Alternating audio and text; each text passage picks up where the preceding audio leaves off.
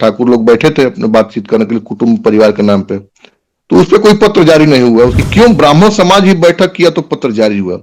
तो जब पत्र जारी हो गया, एक बार पूछ लेते हैं इंटरनल किसी विधायक से, चाहे जो भी आयोजन किया था उससे फोन पर ही कि क्या बात है, तो बात कोई नहीं करता। लेकिन आप पत्र लिख के जारी करें कि आखिर ऐसा नहीं करिए, भविष्य में करेंगे तो आप अनुशासनात्मक कार्रवाई होगी, ये बड़ी बात है। और इस बात पे सभी लोग सवाल करेंगे और इसके लिए तैयार रहना पड़ेगा। खुले तौर पर मैं कह रहा हूं, माइक हटा लीजिए, कैमरा हटा लीजिए, और इस कहने में मुझे तनिक भी संकोच नहीं है कि जिस घुटन, मैं शब्द नोट करिएगा, जिस घुटन और जिस बेबसी के साथ, मैं बेबसी में शब्द यूज कर रहा हूं क्योंकि नेतृत्व करता है, उनकी बेबस हालत में देखता हूं, जिस घुटन और बेबसी के साथ प्रतिनिधि यहां रह रहे हैं, बड़ी बुरा हाल है। और यदि कहीं हम बात व्यक्त करने का जगह नहीं हो, और उस यदि कोई बैठकर आपस में बात करता है और अपनी मन का इच्छा जाहिर करता है, व्यक्त करता है, तो और उसको हम रोकते हैं, तो निश्चित रूप से लोकतांत्रिक व्यवस्था में सही नहीं है। साफ साफ पूछ रहा हूं आपसे, मैं उम्मीद करता हूं आप साफ जवाब देंगे। क्या पहली सरकारों से भी करप्शन, ये कहा जाता है, ये भी आरोप लगता है कि कई गुना बढ़ चुका है इस सरकार में, क्योंकि नौकरशाही जवाबदेही नहीं है किसी के प्रति। क्या इसमें आपको लगता है कि इस बात में दम है?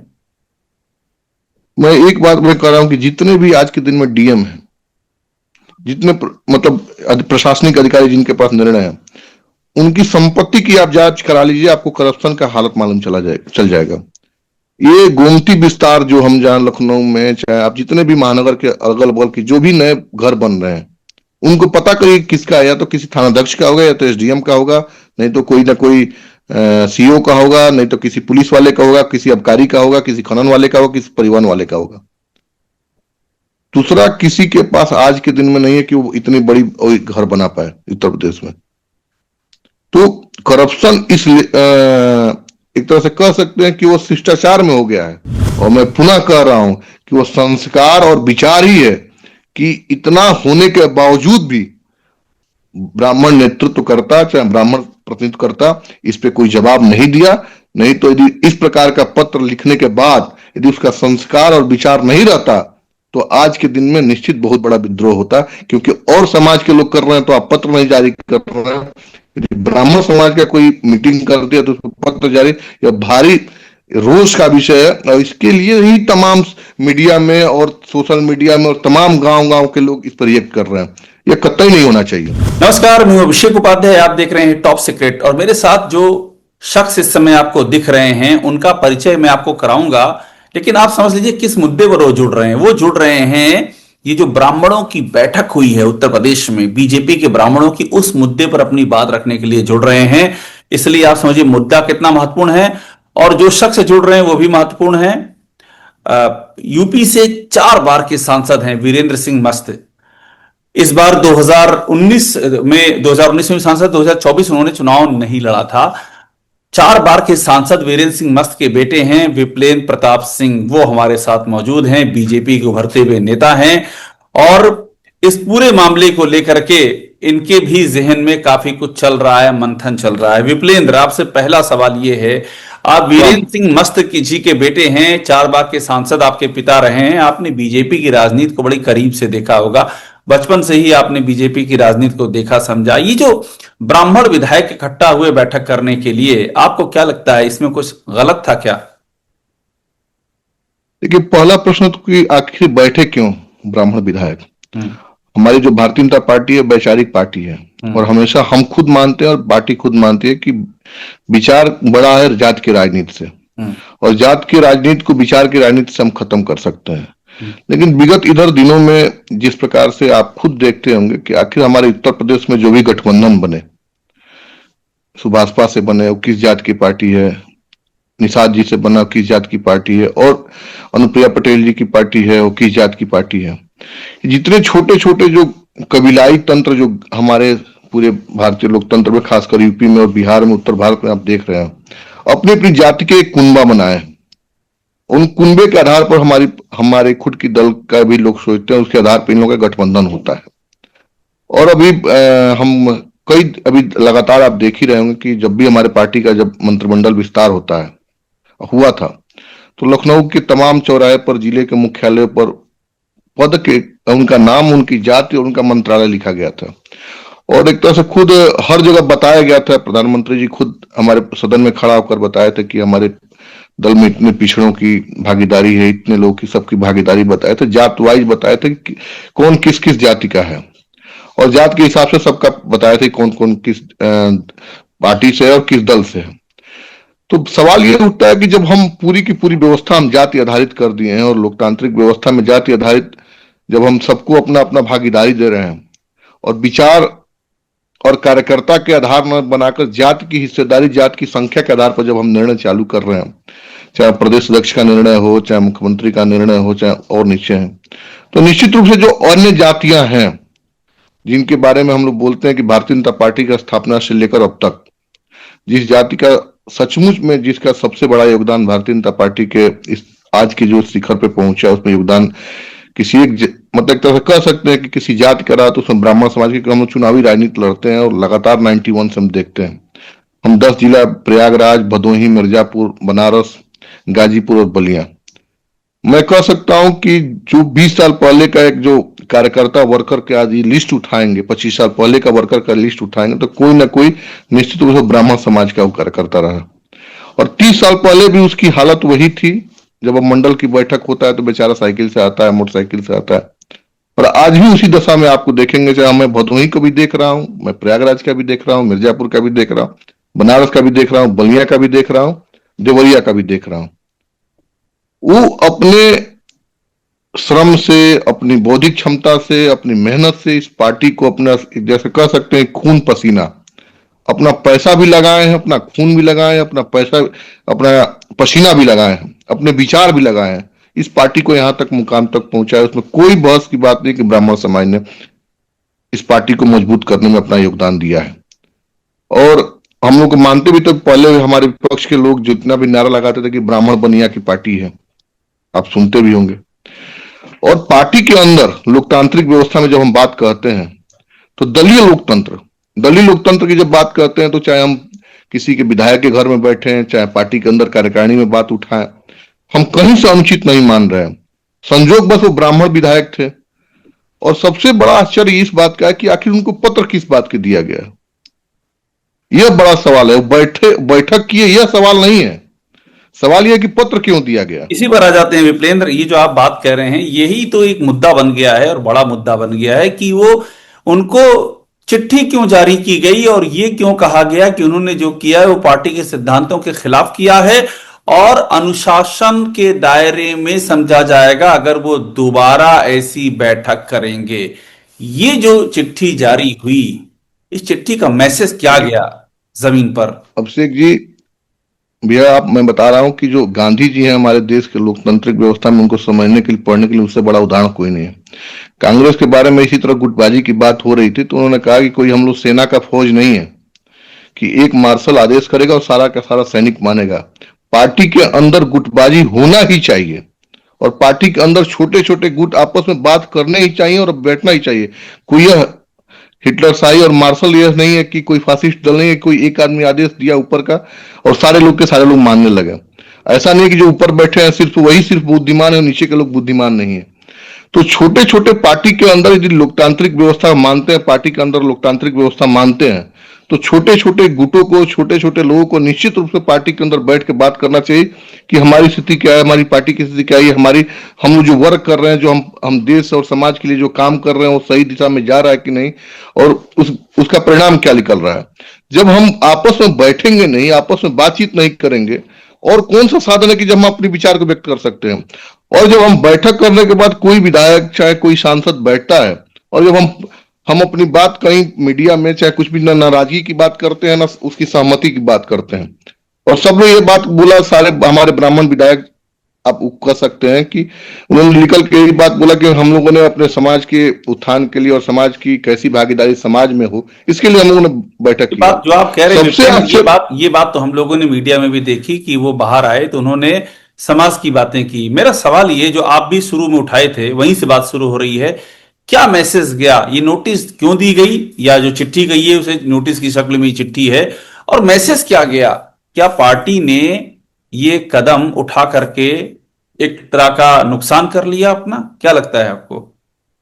ये पार्टी के बड़े लोग समीक्षा करेंगे कि हम नुकसान किए या नहीं किए। आज के दिन में सोशल जो मीडिया का जो प्लेटफॉर्म है, एक तो हम कह सकते हैं कि हर आदमी के हाथ में मीडिया का तंत्र है। सब आदमी अपने विचार को व्यक्त करने के लिए कहीं जाना नहीं, अपने सोशल मीडिया पर लिख दे, वो सब कुछ लोग जान जाते। मैं अभी तुरंत आपसे बात करने के पहले एक सोशल मीडिया का एक चैनल हम पढ़ रहे थे, तो उसमें किसी ने लिखा था कि फलाने तारीख को फलाने जगह बैठक होने वाला है। उस पर आप विश्वास मानेंगे 25,000 लोगों का कमेंट था। 25,000 लोगों का कमेंट था और 1 लाख लोगों ने उसको लाइक किया था और 550 लोग उसको शेयर किए थे। ये क्या बात है? ये बड़ी बात है कि आप किसी बैठक की तारीख निर्धारित कर रहे हैं, ये बैठक होने वाली है कि नहीं है, उसके पक्ष में इतने लोगों ने लिख दिया, तो नीचे तक बातें तो गई ही गई हैं। आप कैसे इसको नहीं आप डिनाई कर सकते? नीचे बात नहीं गई है। और आज के दिन में, जाड़े के दिन में, हम लोग गांव में कहते हैं कि हर कौड़ा समझ रहे हैं, जहां आग लोग तापते हैं, हर कौड़े की और चट्टी के चौराहे की बात हो गई है कि आखिर विधायक लोग क्यों बैठे और निकल के बात की, उसकी बड़ी बात नहीं है। हमारे अभी आप देखते होंगे उत्तर प्रदेश के लखनऊ राजधानी में एक विश्वकर्मा हॉल है, यहाँ पे जो स्टेशन के बगल में आप देखो। मैं जब भी उतरता हूँ स्टेशन पे, किसी न किसी जाति के समर्थन के लिए, जाति के गुटबाजी, मैंने जाति के लेकर वहां बैनर लगा रहता है। उसमें पूरे के पूरे साल बुक रहता है वो हॉल, और पार्टी उसमें जाति के आधार पर बैठकें करती है। अभी जिस दिन पत्र माननीय प्रदेश अध्यक्ष जी लिख के दिए हैं, उसके अगले दिन पश्चिम में गुज्जर समाज का बहुत बड़ा सम्मेलन हुआ था।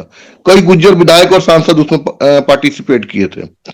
तो जब सार्वजनिक मंच से अपने समाजों की मीटिंग होती है, तो आंतरिक किसी कमरे में बैठकर 40 या 50 विधायक यदि आपस में बात करते हैं और उस पर पत्र लिखा जा रहा है, यह बड़ा आश्चर्य का विषय है। और यह बड़ी बात है कि आखिर पार्टी में आंतरिक लोकतंत्र, जिस हम पार्टी की बात करते हैं, इतनी बड़ी पार्टी, विश्व की सबसे बड़ी पार्टी है, और हम कोई 40-50 लोग, 25 लोग आपस में बैठ के बात कर रहे हैं, अपनी मन की बात निकाल रहे हैं, कहीं सार्वजनिक जगह पर नहीं निकाल रहे हैं। यदि मन में कोई किसी प्रकार की, उनके मन में कोई गुस्सा हो, मन में किसी प्रकार का पार्टी के निर्णय से उनके प्रति असहमति हो, पार्टी के किसी निर्णय से उनको सहमत न हो, और वहीं बोलकर अपने इस मन को शांत कर रहे हैं अपने किसी प्लेटफॉर्म पे, तो उसमें नाजायज किस बात की है? क्या ये लोकतंत्र, पार्टी के भीतर का जो लोकतंत्र होना चाहिए, क्या मैसेज गया कि पार्टी जो अपना आंतरिक लोकतंत्र होता है, क्या उस पर पार्टी आघात कर रही है? उस आंतरिक लोकतंत्र को पार्टी दबा रही है? मैसेज क्या गया, वही समझना चाह रहा हूं आपसे मैं।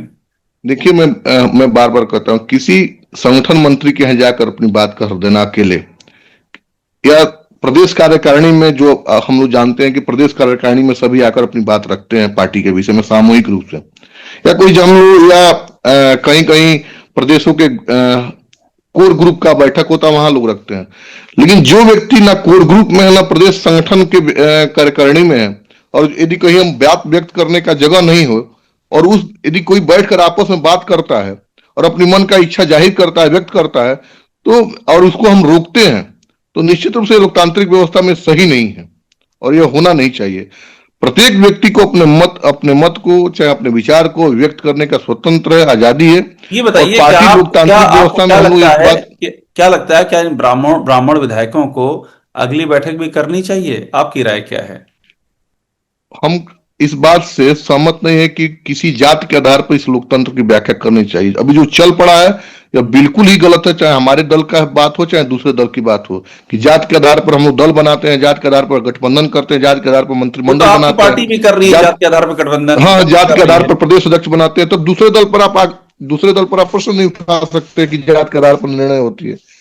लेकिन यदि कहीं किसी समाज को यह लगता है कि हम लोग कमरे में ही बैठकर बात करके अपनी बात कर लेते हैं, तो सबसे अच्छी बात है कि वो किसी मंच पे नहीं जा रहा है, और सब उसके प्रतिनिधि, उसके गुट के लोग आपस में किसी कमरे में बैठ रहे हैं और अपनी बात को कह रहे हैं, तो बात करना भी चाहिए। एक बड़ी बात मैं आपसे कह रहा हूं, और ये आप किसी मंत्री, विधायक और सांसद पदाधिकारी जितने भी लोग हैं, आप माइक हटा लीजिए। मैं चुनौती के साथ कह रहा हूं और खुले तौर पर मैं कह रहा हूं, माइक हटा लीजिए, कैमरा हटा लीजिए।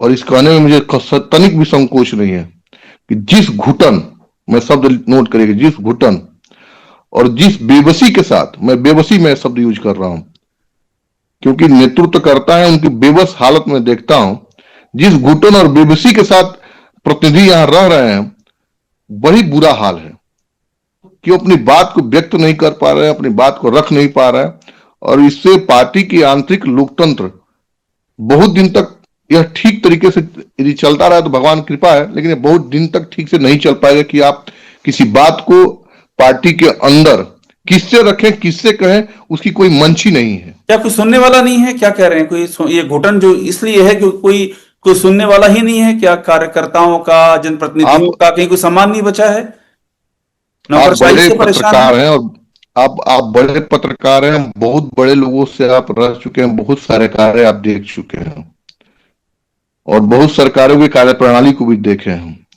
ठीक है, भारी तादाद में लोगों का समर्थन हासिल है भारतीय जनता पार्टी की अपनी सरकार को, और लोग उसी आधार पर वोट करते चले आ रहे हैं, लेकिन इसमें थोड़ा सा भी गुंजाइश नहीं है कि जिस प्रकार से नौकरशाही हावी है, और जो हम नहीं कह रहे हैं, तमाम इसके पहले कई आप मंत्रियों के बयान देखे होंगे, संगठन के पदाधिकारियों का बयान देखे होंगे, विधायकों का बयान देखे होंगे, वह खुल के आपसे नहीं बात कर रहे, लेकिन मैं कह रहा हूं कि प्रत्येक जिला को जिलाधिकारी चलाता है, कमिश्नर पूरे उस मंडल को चलाता है, एसपी कानून व्यवस्था को देखता है, उसमें कहीं से भी कोई जनप्रतिनिधि कोई रोल नहीं है।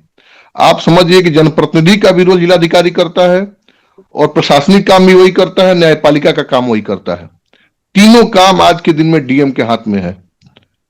वह जन सुनवाई भी करता है, जाके कहीं सार्वजनिक जो कार्यक्रम होते हैं फीता भी वही काटता है, कंबल भी वही बांटता है, स्कूल ड्रेस भी वही बांटता है, फिर बैठ के न्यायालय का काम वही देखता है, फैसला भी वही सुनाता है, प्रशासनिक निर्णय भी वही देता है, फिर न्यायालय का काम भी वही देखता है। और करप्शन तो करप्शन हर क्या इस पूरी प्रक्रिया में करप्शन का इशू भी इन्वॉल्व है?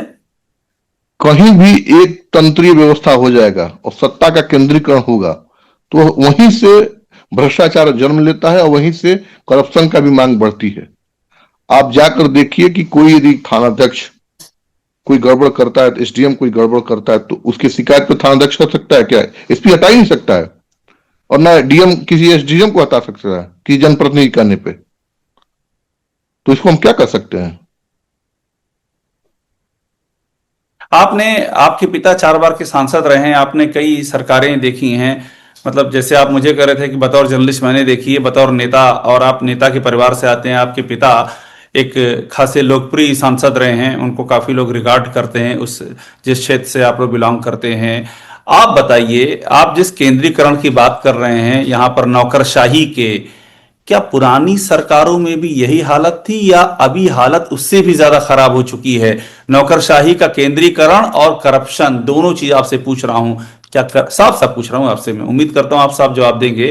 क्या पहली सरकारों से भी करप्शन, ये कहा जाता है, ये भी आरोप लगता है कि कई गुना बढ़ चुका है इस सरकार में, क्योंकि नौकरशाही जवाबदेही नहीं है किसी के प्रति? क्या इसमें आपको लगता है कि इस बात में दम है? मैं एक बात मैं कह रहा हूं कि जितने भी आज के दिन में डीएम है, जितने मतलब प्रशासनिक अधिकारी जिनके पास निर्णय है, उनकी संपत्ति की आप जांच करा लीजिए, आपको करप्शन का हालत मालूम चल जाएगा। ये गोमती विस्तार जो हम जहां लखनऊ में, चाहे आप जितने भी महानगर के अगल बगल के जो भी नए घर बन रहे हैं, उनको पता करिए किसका है, या तो किसी थानाध्यक्ष का होगा, या तो एसडीएम का होगा, नहीं तो कोई ना कोई सीओ का होगा, नहीं तो किसी पुलिस वाले का होगा, किसी आबकारी का होगा, किसी खनन वाले का होगा, किसी परिवहन वाले का होगा। दूसरा किसी के पास आज के दिन में नहीं है कि वो इतनी बड़ी घर बना पाए उत्तर प्रदेश में। तो करप्शन एक तरह से कह सकते हैं कि वो शिष्टाचार में हो गया है। आप तहसील की हालत जाके देख लीजिए, थानों की हालत जाके देख लीजिए, डीएम कार्यालय की बात जाके देख लीजिए, तो वहां समझ में आती है कि आखिर जो नौकरशाही है वो हर चीज का, ये मैं नहीं कह रहा हूं, हो सकता है कि मैं कहूंगा तो लोग कहेंगे कि इस प्रकार की बात है। चाहे आप बॉर्डर पे जो ट्रक पार होती हैं, वहां जाके आप परिवहन की बात देख लीजिए, जो मेडिकल का जो हालत अभी आप समाचार में लगातार पढ़ रहे हैं, किस प्रकार से लाइसेंस मिलता है, वो मेडिकल विभाग की आप जाके बात देख लीजिए। चाहे वो आप ये जो सहकारी विभाग है इनकी देख लीजिए बात, हम किसानों से जुड़े हैं, किसानों की बात लगातार करते हैं। आप कृषि विभाग की हालत जाकर लीजिए कि कितने प्रकार के लोग, कितने किसानों को सब्सिडी हम लोग दे पा रहे हैं। आज किसानों की जो खरीदारी है, धान की चाहे मक्का की, सबसे बुरी हालत गुजर रहा है। क्यों? नौकरशाही। हमारे पूरे के पूरे तहसील में एक मक्का का केंद्र है, वहां अधिकारी जाता नहीं है। तो भ्रष्टाचार का हम कह सकते हैं कि जो पहले की सरकारें थीं, चाहे सरकारें चल रही थी, चाहे अपने भी हम लोग के खुद के कल्याण सिंह जी के दौर में हम लोग याद है, देखे हैं कि अधिकारियों पर राजनेताओं का, लोकतांत्रिक जो प्रतिनिधि थे, उनका बहुत अधिकार होता था, बहुत उनके ऊपर नकेल होता था। वो हमेशा समीक्षा करते थे। खुद माननीय मुख्यमंत्री कल्याण सिंह जी, हम देखते थे कि मंडल वाइज, जिला वाइज अधिकारियों के साथ जनप्रतिनिधियों की समीक्षा करते थे। कोई जनप्रतिनिधि कई बार शिकायत करता तो वहीं से डीएम को सस्पेंड होते थे। आप हमको नहीं लगा कि 8 साल में, 9 साल में कोई डीएम सस्पेंड होते हुए मैं नहीं देखा हूं, कि डीएम सस्पेंड होते हुए मैं नहीं देखा हूं। और जो सत्ता होती है हनक से चलती है। अधिकारी की जवाबदेही उस जिले के लिए जितने जितने दिन तक है उसी दिन तक है। जनप्रतिनिधि का जवाबदेही वो जब से पैदा हुआ है और जब तक राजनीतिक क्षेत्र में, सामाजिक क्षेत्र में काम कर रहा है, तब तक का है। डीएम 2 महीना, 4 महीना, 1 साल का है। एक बात बता दीजिए आखिर में। आप बड़ी बेबाकी से अपनी बातें कह रहे हैं और आपने अहम बात ये कही कि अगर आप कैमरा और माइक हटा दीजिए, ऐसे बैठ जाइए, तो ये जो आप कह रहे हैं यही दर्द हर जनप्रतिनिधि के जुबान से निकल जाएगा, एमपी हो या एमएलए, इतनी खराब स्थिति है। मुझे लगता है कि अधिकांशतः का निकल जाए, क्योंकि मैं बहुत ढेर सारे लोगों को मैं जानता हूं, व्यक्तिगत रूप से बात करता हूं, तो उनकी बातचीत में यह निकलता है कि आज के दिन में जो अधिकारियों की जो हालत है, उनकी जो जवाबदेही का तरीका है अधिकारियों का, और जिस प्रकार से बातों का जनप्रतिनिधियों का अनसुना करते हैं, और खासकर जनता की जो बातें उसकी अनसुना करते हैं, और सब कुछ अपने हाथ में ले लिए हैं। कार्यपालिका का, चाहे न्यायपालिका का, चाहे व्यवस्थापिका, तीनों चीज जो नौकरशाह अपने हाथ में ले लिया। तो आज के दिन में तो सिर्फ विधायक, मुझे लगता है कि विधायक सिर्फ सरकार बनाने का एक इंस्ट्रूमेंट है बस। और जो उनकी जो निधि आता है उसको निधि के वो लिखते हैं, और ढेर सारे डीएम तो विधायक के प्रस्तावित कर देते हैं लोग। मुझे ये बताइए, इन हालातों में 2027 में क्या होने जा रहा है, क्या दिख रहा है आपको? क्या संभावनाएं दिख रही हैं बीजेपी के लिए बेहतर, जो इस समय के हालात हैं?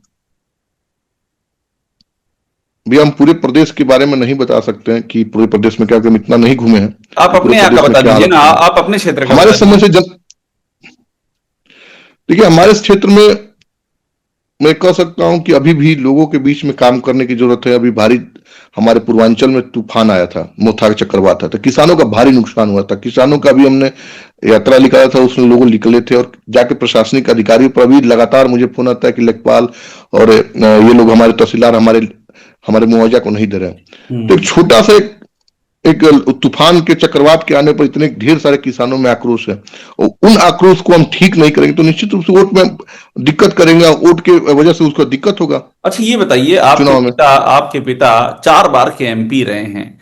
मैंने इधर बहुत दिन से उनको एक्टिवली देखा नहीं, जबकि अभी भी वो स्वस्थ हैं जो मेरी जानकारी है, और अभी भी लोगों से मिलते जुलते रहते हैं।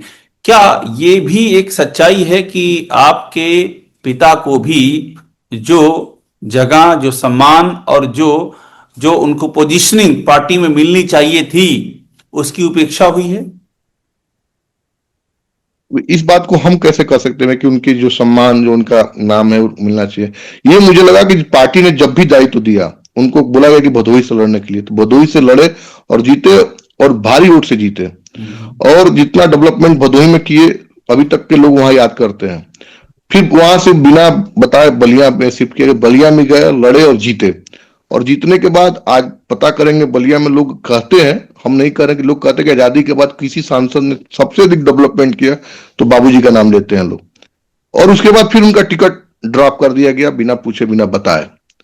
तो निश्चित रूप से हम कह सकते हैं कि टिकट देना न देना पार्टी का शीर्ष नेतृत्व काम है। क्यों दिया, नहीं दिया, क्यों बलिया भेजा, वही जानते हैं। क्यों बलिया से भी नहीं लड़ाया, तो वही जानते हैं। लेकिन जहां काम करने का मौका मिला, सांसद जी काम किए। अभी भी पार्टी के जो भी बैठक वगैरह होता है, लगातार जहां भी सूचना पार्टी की आती है, जाते हैं। लेकिन वैसे जनप्रतिनिधि को मैं उनको जानता हूं, और इसलिए नहीं कि मैं उनका पुत्र हूं, मैं एक पुत्र के नाते हटके भी कह रहा हूं कि वैसे एक तरह से भारतीय जनता पार्टी की आइडियोलॉजी, जो भी हम लोग जिस आइडियोलॉजी को जानते हैं, अब पार्टी विद डिफरेंस, कि पार्टी विद डिफरेंस का जो परिभाषा है, अब किसी वर्कर के रूप में किसी नेता को देख सकते हैं, शायद हम लोग भी कभी नहीं बन पाएंगे। वो एक पूरे के पूरे उसके चरित्र रूप है, एक प्रत्यक्ष रूप है भारतीय जनता पार्टी के, कि कैसे पार्टी विद डिफरेंस के वर्कर कैसे होने चाहिए, और सांसद जी हैं। और किस आधार पर उनका टिकट ड्रॉप हुआ, वो पार्टी के शीर्ष नेतृत्व जानता है। और यदि लड़ाई पार्टी लड़ाती तो निश्चित रूप से जीतते हो बलिया से। एक बात आखिर में और बता दीजिए, आप सारी बात चूंकि अपनी बात कह रहे हैं और बहुत ही बेबाकी से आप अपनी बातें कह रहे हैं, एक मुझे आपको रिएक्शन जानना है और मैं वो रिएक्शन जानने के लिए एक चीज पढ़ के आपसे पूछ रहा हूं। ये देखिए, ये बात करते करते चूंकि आपने जो बात उठाई थी ना, उसी बात से जुड़ा हुआ ये है। अखिलेश यादव का एक ट्वीट है 3 दिन पुराना। उन्होंने लिखा, अपनों की महफिल सजे तो जनाब मेहरबान और दूसरों को भेज रहे चेतावनी का फरमान। ये अखिलेश यादव ने ये टिप्पणी इसी ब्राह्मण बैठक के संदर्भ में की है। क्या आप अखिलेश यादव की इस बात से सहमत हैं? देखिए, जब आप कोई चीज गलती कोई करेंगे, कोई पार्टी, हमारी पार्टी भारतीय जनता पार्टी यदि गलती करेगी तो निश्चित रूप से विपक्ष के जो भी नेता है उसके लिए सवाल करने का और आप पे प्रश्न करने का मौका मिलता है। इसके पहले हम भी, आप भी सुने होंगे, अभी हमने टीवी में भी, समाचार मीडिया में चला कि जात विशेष की बैठक, वो भी कोई गलत नहीं था। ठाकुर लोग बैठे थे अपने बातचीत करने के लिए कुटुंब परिवार के नाम पे, तो उस पर कोई पत्र जारी नहीं हुआ। उसके पहले कुर्मी समाज का बहुत बड़ा बैठक हुआ था जिसमें सब लोग बैठे थे, तो उसमें भी कोई गलत नहीं था, उसमें भी पत्र जारी नहीं हुआ। और उसके बाद एक और किसी समाज का बैठक हुआ था, उसमें भी, और तमाम संगठन, तो सार्वजनिक मंच पर जो कार्यक्रम होते हैं और लोग पत्र नहीं जारी होता है। लेकिन खासकर ये जो चर्चा इसलिए आप भी कर रहे हैं और समाज में भी चर्चा इस बात की है कि क्यों ब्राह्मण समाज ही बैठक किया तो पत्र जारी हुआ। तो जब पत्र जारी हो गया, एक बार पूछ लेते हैं इंटरनल किसी विधायक से, चाहे जो भी आयोजन किया था उससे फोन पर ही कि क्या बात है, तो बात कोई नहीं करता। लेकिन आप पत्र लिख के जारी करें कि आखिर ऐसा नहीं करिए, भविष्य में करेंगे तो आप अनुशासनात्मक कार्रवाई होगी, ये बड़ी बात है। और इस बात पे सभी लोग सवाल करेंगे और इसके लिए तैयार रहना पड़ेगा। ब्राह्मण लोग बैठक किए, कतई गलती नहीं किए, इनको बैठक करना चाहिए, नियमित बैठक करना चाहिए, पाक्षिक बैठक करना चाहिए, अपने समाज को उत्थान के लिए, अपने प्रतिनिधित्व को लाने के लिए, जैसे हर समाज कर रहा है। मैं इस बात के लिए नहीं, हमारा जो राजनीतिक आइडियोलॉजी है, हमें हमेशा विचार को मानता हूं बड़ा और वर्कर को बड़ा मानता हूं, जात के आधार पर निर्णय लेने के लिए बात नहीं कर। लेकिन आज के दिन में हर कॉन्स्टिट्यूएंसी जात के हिसाब से बट गई है कि बलिया से कौन जात का लड़ेगा, गाजीपुर से किस जात का लड़ेगा, बनारस से किस जात का लड़ेगा, भदोही से किस जात का लड़ेगा। तो पार्टी तो बिना आरक्षण का पहले ही आरक्षण डिसाइड कर दिया है कि कौन किस जात का लड़ेगा। और इतनी जातियों में बांट दिया गया कि जात के आधार पर गठबंधन किया है। और फिर कोई समाज यदि बैठक करता है जात के आधार पर, आप उसको नोटिस करते हैं और समाज से आप गठबंधन जात के आधार पर करते हैं और जात के आधार पर निर्णय करते हैं, तो निश्चित रूप से सब सवाल करा करेगा। और सबसे बड़ी बात है कि वो मूल वर्कर है। मैं कह सकता हूं कि आज जो भी भारतीय जनता पार्टी में आया है, मैं विद्यार्थी परिषद के कार्यकर्ता रहा हूं अभिषेक भैया 2002 से काशी हिंदू विद्यालय में। मैं बनारस और 3-4 जिला में सक्रिय रूप से मैं काम करता था और मैं फिर दावे के साथ कह रहा हूं कि यदि 100 कार्यकर्ता जुटते थे पूरे मंडल में, तो उसमें से 90 किसी एक समाज का होता तो ब्राह्मण समाज का कार्यकर्ता होता था। और ब्राह्मण ने अपने खून पसीना और परिश्रम से, अपने विचार, अपने संस्कार से इस पार्टी को यहां तक ले गया है। और मैं पुनः कह रहा हूं कि वो संस्कार और विचार ही है कि इतना होने के बावजूद भी ब्राह्मण नेतृत्व करता, चाहे ब्राह्मण प्रतिनिधित्व करता, इस पे कोई जवाब नहीं दिया। नहीं तो यदि इस प्रकार का पत्र लिखने के बाद यदि उसका संस्कार और विचार नहीं रहता तो आज के दिन में निश्चित बहुत बड़ा विद्रोह होता। क्योंकि और समाज के लोग कर रहे हैं तो आप पत्र नहीं जारी कर रहे हैं। यदि ब्राह्मण समाज का कोई मीटिंग कर दिया तो उसको पत्र जारी, यह भारी रोष का विषय है। और इसके लिए ही तमाम मीडिया में और सोशल मीडिया में और तमाम गांव के लोग इस पर रिएक्ट कर रहे हैं। यह कतई नहीं होना चाहिए। बहुत बहुत शुक्रिया बात करने के लिए विप्लेंद्र। अपनी बात बड़ी बेबाकी से कहने के लिए हमारे साथ जुड़े थे विप्लेंद्र प्रताप सिंह, उभरते हुए युवा नेता हैं और उस मुद्दे पर बात कर रहे हैं जिस मुद्दे पर जिनसे उम्मीद है कि उन्हें बोलना चाहिए उनकी भी जुबान सिल गई है। उस मुद्दे पर विप्लेंद्र पूरी बेबाकी के साथ अपनी बात रख रहे हैं। बहुत धन्यवाद बात करने के लिए विप्लेंद्र। धन्यवाद, प्रणाम भैया, प्रणाम।